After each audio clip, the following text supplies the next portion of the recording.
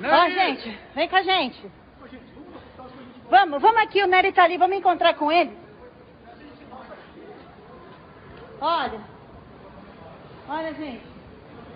Olha quanta gente doente, gente, de Covid. Meu Deus. Olha isso. Não tem nem colchão, ó. Olha isso. Ó.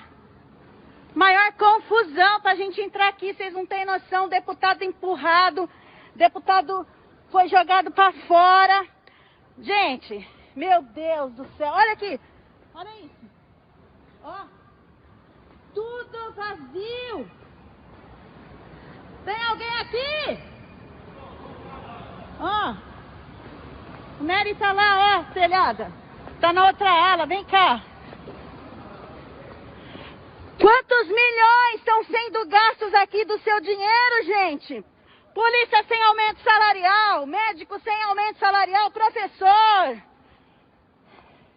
E aí, o que a gente vê aqui? Seu dinheiro no lixo. Essa pandemia, ó. Olha aqui, gente. Olha que beleza. Ó. Gente, comerciante está morrendo de fome, está fechando seu pequeno comércio. Esses prefeitos submetidos a esse modo e desmodo desse desgovernador. Pra quê, gente? Ó.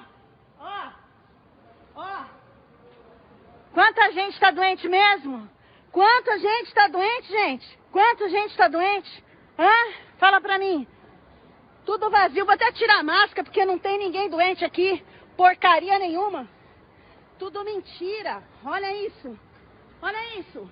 Olha, gente. Ó. Corredores e corredores vazios. Vaziozinho da Silva. Ó. Olha aqui. Meu Deus, hospital superlotado. Venda de teste rápido. Venda de máscara, de luva. Contratos milionários. Eu nem vou andar porque é enorme, gente. É enorme, é enorme, é enorme. Olha a outra ala, ó. Tudo vazio. Vazio. Tá vazio, gente. Tá vazio. Meu Deus do céu. Coitado do povo paulista. Tenho vergonha. Eu tenho vergonha. Olha lá. Olha, gente.